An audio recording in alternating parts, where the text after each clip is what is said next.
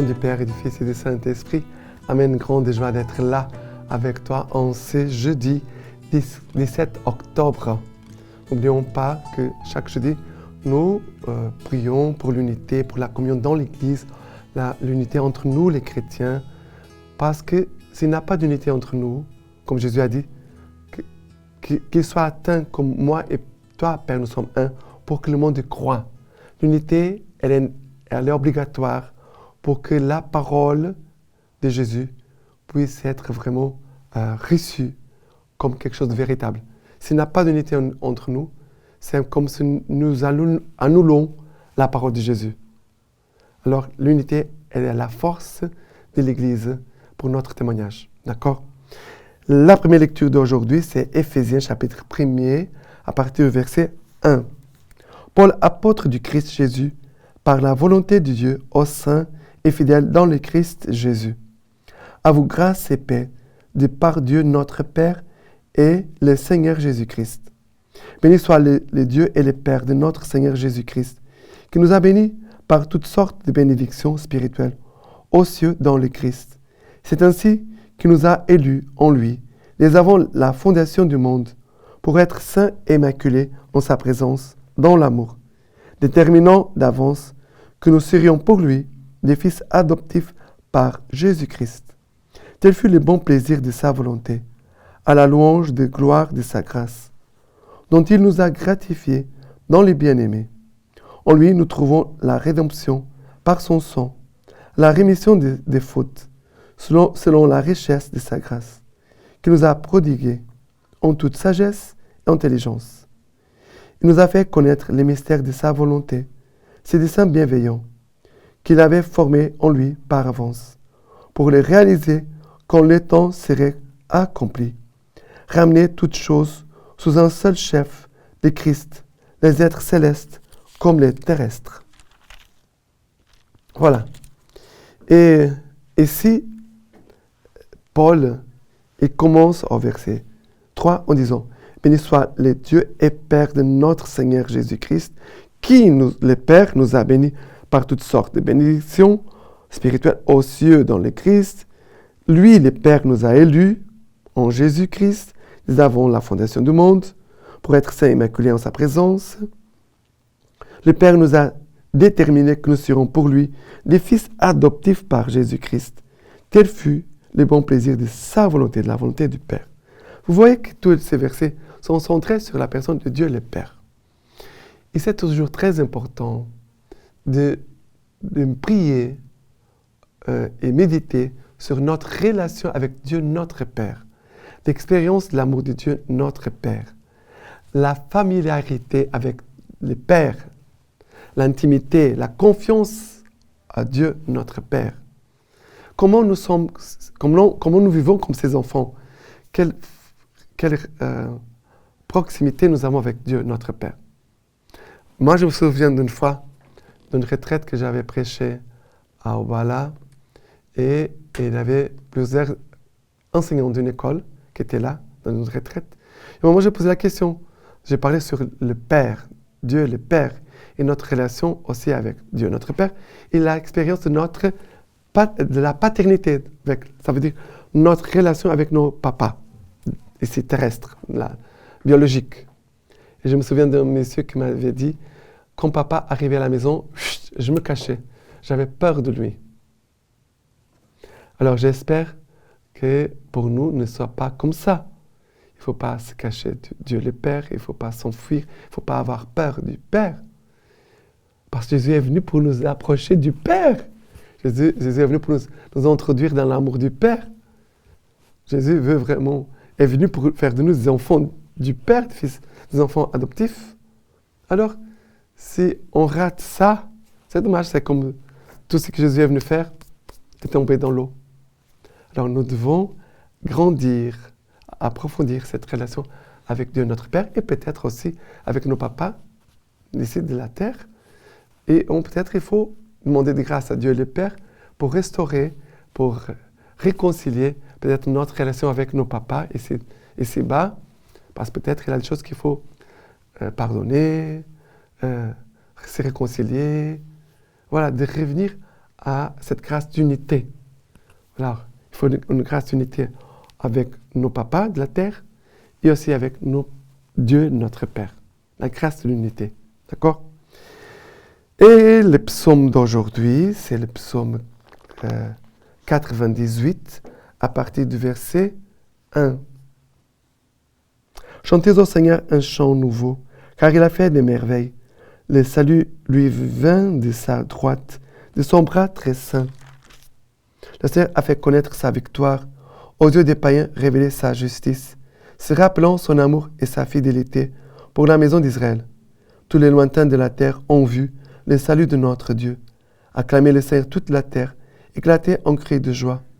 Jouez pour le Seigneur sur la harpe, au son des instruments, au son de la trompette et du cor, acclamez à la face du roi Seigneur.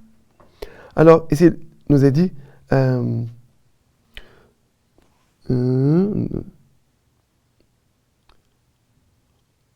Seigneur a fait connaître sa victoire aux yeux des païens, révéler sa justice, se rappelant son amour et sa fidélité pour la maison d'Israël. Alors, ici, le Seigneur veut faire connaître sa victoire. Sa victoire, c'est l'amour de Dieu quand il entre. Quand sa grâce entre en nous, son amour de Père entre nous, il a la victoire. Il a la victoire. Et ainsi, nous pourrons peut-être chanter certainement, nous pouvons chanter ce chant nouveau, car ce sera un chant d'amour et de fidélité pour le Seigneur. Le Seigneur, il nous aime toujours, il est toujours fidèle. Mais c'est nous que nous ne correspondons pas. Il y a une manque de correspondance entre nous et Dieu. De la part de Dieu, il n'a pas de changement. L'amour, la fidélité, sa grâce, sa miséricorde, elle est toujours présente. Ce qui manque, c'est notre réponse, c'est notre accueil. C'est cela qui manque en nous. Et nous devons toujours nous ouvrir pour accueillir Dieu, sa grâce, sa fidélité, son amour, sa miséricorde. Et après, il a notre réponse. Il y a aussi notre correspondance. D'accord? Et maintenant, l'évangile d'aujourd'hui, c'est Luc chapitre 11, à partir du verset 47. Malheur à vous, parce que vous bâtissez les tombeaux des prophètes, et ce sont vos pères qui les ont tués. Vous êtes donc des témoins, et vous approuvez les actes de vos pères. Eux ont tué, et vous vous bâtissez. Et voilà pourquoi la sagesse de Dieu a dit, je leur enverrai des prophètes et des apôtres. Ils en tueront et pourchasseront, afin qu'il soit demandé compte à cette génération du sang de tous les prophètes qui a été répandu depuis la fondation du monde, depuis le sang d'Abel jusqu'au sang de Zacharie, qui périt entre l'autel et le temple. Oui, je vous le dis, il en sera demandé compte à cette génération. Malheur à vous, les légistes, parce que vous avez enlevé la clé de la science. Vous-même n'êtes pas entrés, et ceux qui voulaient entrer, vous les en avez empêchés. Quand il fut sorti de là, les scribes et les pharisiens se mirent à lui vouloir terriblement et à le faire parler sur une foule de choses, lui tendant des pièges pour surprendre de sa bouche quelques paroles. Vous voyez la méchanceté qu'il y a dans le cœur des hommes. Et peut-être que cette méchanceté peut être dans ton cœur et aussi dans les miens. Il ne faut pas seulement dire dans le cœur des autres. Parce que c'est toujours très facile d'accuser les autres. Quand Jésus parle ici, ce sont des paroles dures. Est-ce que Jésus est en train de les accuser, dire voilà, vous êtes méchants, vous êtes mauvais? Jésus est en train d'accuser ou Jésus il est en train de arracher le mensonge? Est-ce que Jésus peut-être est en train d'ouvrir les cœurs? Jésus est en train peut-être de vouloir mettre la lumière dans les cœurs des hommes. Parce que quand quelqu'un qui accuse, il veut détruire l'autre. Il veut peut-être se justifier et abattre l'autre. Jésus, ici, Jésus, il est en train de vouloir le salut, sauver ces personnes. Jésus veut les aimer, veut les pardonner, veut leur salut. Jésus ici n'a pas une attitude d'accusation. L'accusateur de nos frères, c'est les démons, c'est Satan. Jésus ici, il veut vraiment le bien de ces personnes. Et Jésus parle d'une façon dure parce que les cœurs de ces personnes sont très durs. Et Jésus parle d'une façon très ferme. Pour les aider. Malheur à vous les légistes, parce que vous avez enlevé la clé de la science. Vous-même n'êtes pas entrés. Et ceux qui voulaient entrer, vous nous en avez empêchés. Quelle est la douleur de Jésus? Elle est ici. La douleur du cœur de Jésus. Vous n'avez pas entré et vous empêchez les autres qui voulaient entrer. La science, c'est quoi la science? La science, c'est la connaissance du mystère de Dieu, de la parole de Dieu, de l'amour de Dieu, de la grâce de Dieu, l'action divine. Et les légistes empêchent les gens d'avoir accès à Dieu. Ce serait terrible d'entendre ces paroles de la bouche de Jésus adressées à chacun de nous. C'est dur. Mais peut-être nous avons peut-être besoin. D'accord? Et la lecture patristique aujourd'hui de Saint Ignace d'Antioche nous dit ceci. Laissez-moi devenir la pâture des bêtes, grâce auxquelles on peut rejoindre Dieu. Je suis le froment de Dieu, et je serai moulu par la dent des bêtes pour être jugé comme un pain très pur du Christ.